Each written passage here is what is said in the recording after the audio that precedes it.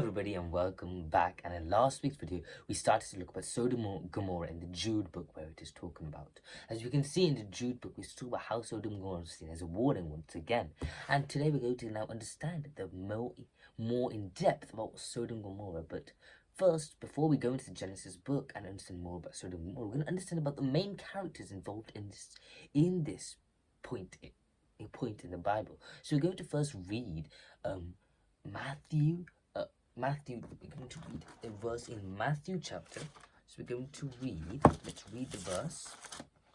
Matthew 10th chapter, 14th to 15th verse. So as we can read and understand about what is really going on. So about Sodom and Gomorrah and how it is explained. And it says, "And if anyone will not receive you or listen to your words, shake off the dust from your feet when you leave that house or town. Truly I say to you, it will be more bearable on the day of judgment for the land of Sodom and Gomorrah than for that town." So we can clearly see how God is explaining to the apostles of that time, if the people who do not believe you of the word that you preach, the dust from your sandals, and they will have a worse pain than Sodom and Gomorrah. So we can see how the impression of Sodom and Gomorrah as a terrible incident and a huge punishment that's been taking place, and is explained to the point of disobedience worse, as a point of disobedience that will be higher.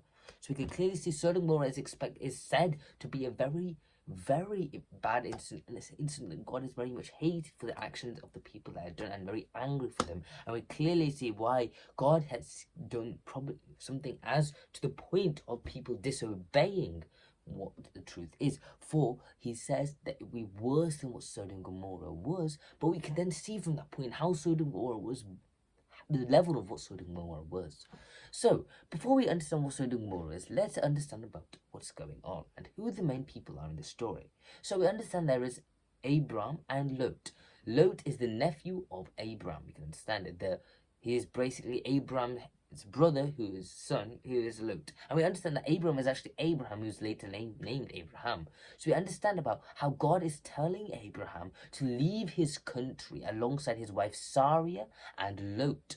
And we can read that in the verse of Genesis 12th chapter to understand about where it talks about these people. So we can read Genesis 12 chapter 4th verse to 5th verse. It talks about them. "So Abram went as the Lord told him, and Lot went with him. Abram was 75 years old when he departed from Haran.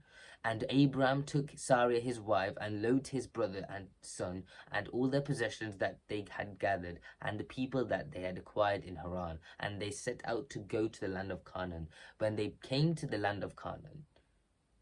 So we can understand about how it's talking about it clearly, that God is messaging these words through the words of Abram, and he's talking to Abram about this situation, and he's talking to them how they have to leave the country they are in right now, and they must travel to the promised land of Canaan. We can understand.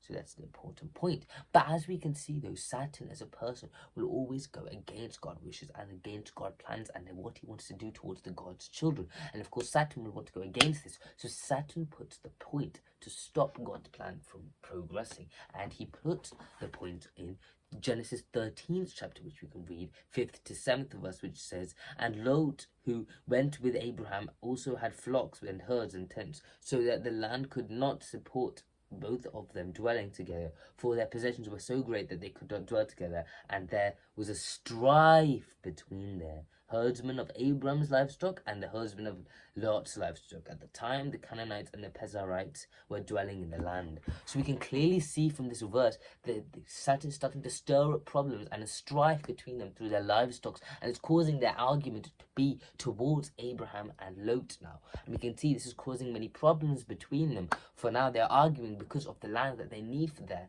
livestock to survive, as it's very important as for their job and who they are. So we can clearly see how Satan has put the point right here to stop the plan of what's meant to be taking place, as God wants them to travel to the promised land. So that is all for today to understand, and we'll see more about what will this come of in next week's video. So see you then. Bye. And I hope everyone understood about what this Sodom and Gomorrah is now talking about. So now we're going to go into more detail about what Sodom and Gomorrah is, now that we've understood the goal and what is really how the story is starting. As it starts off with the Sarah, Abram's wife, Abraham and Lot, these three people, and how the story is going to develop into the story of Sodom and Gomorrah. So I'll see you then. Bye.